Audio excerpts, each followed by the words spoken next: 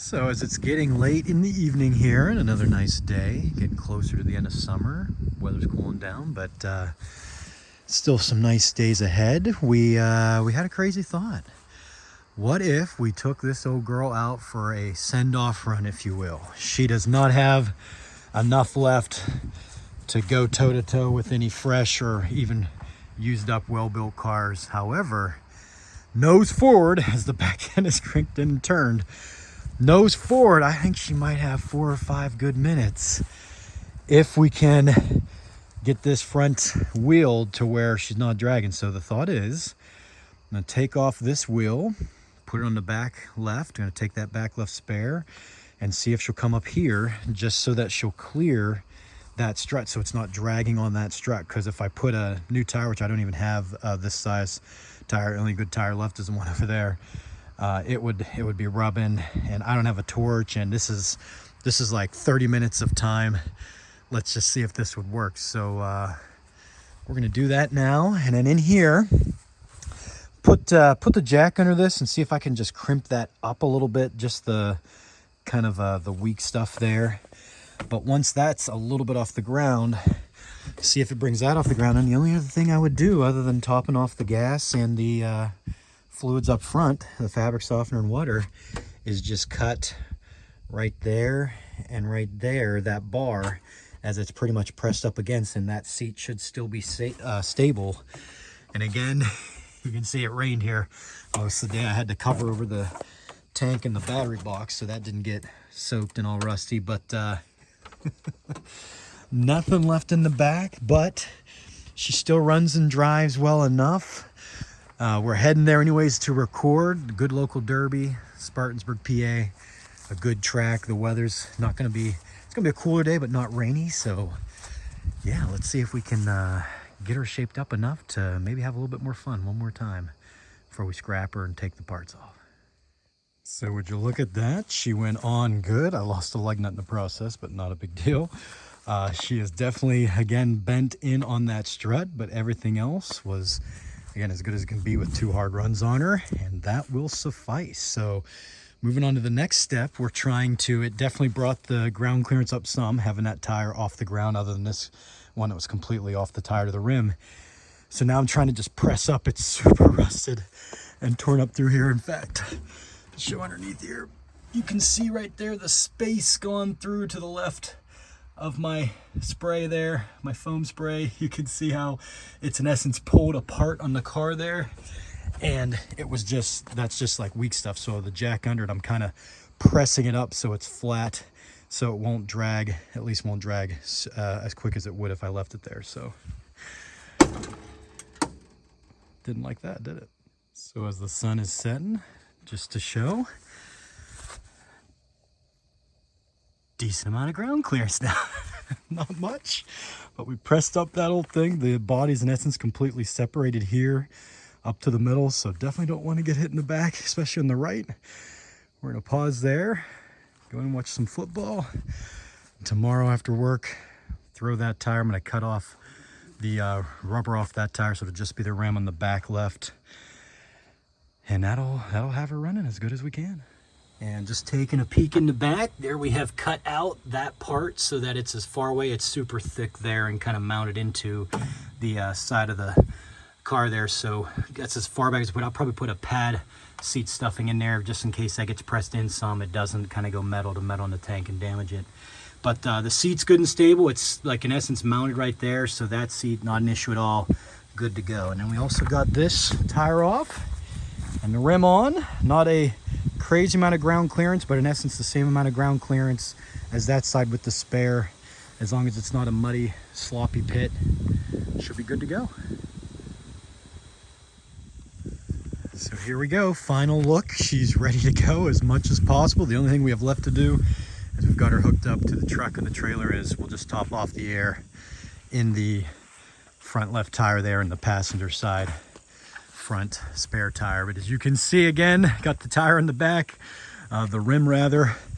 She's got about as good a ground clearance as we can get on both sides.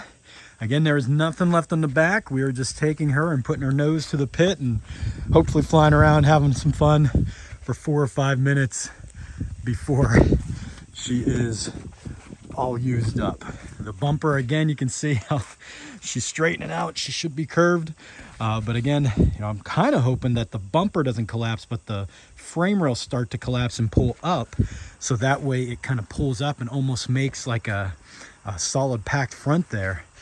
Topped off the oil, just a little bit of oil. Topped off the fluids, put a little bit more of that Lucas oil in the tranny.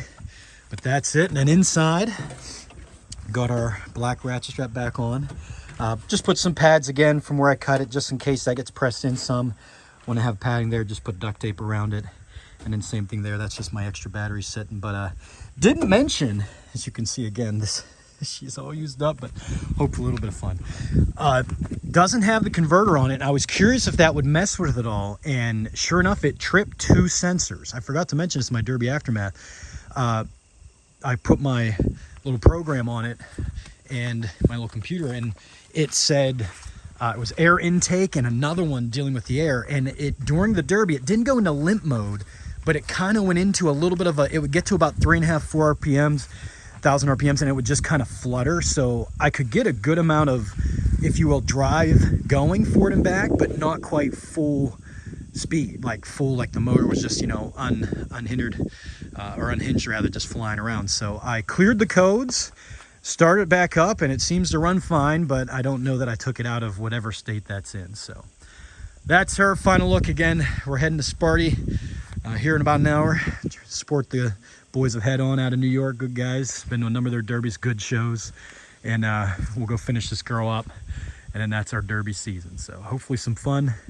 We'll see how long she lasts. Well, here we have her, our beat and battered PT Cruiser after her 3rd send-off run. That was this run. We knew it was going to be her send-off.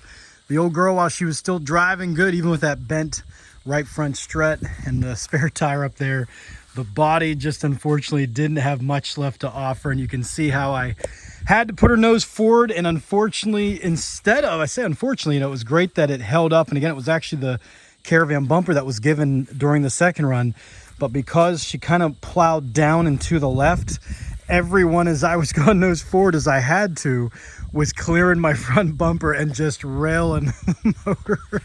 So the old girl, she ran probably about 4 or so minutes, got a couple hits, so I mentioned how it was it had tripped 2 codes. I said sensors, I think, earlier, but 2 codes due to not having the converter on. I would assume they were dealing with the air, their air intake sensors, something, 2 issues like that, or codes like that. And I wiped them with my little device, and it ran fine. It didn't flutter this time, so that worked great.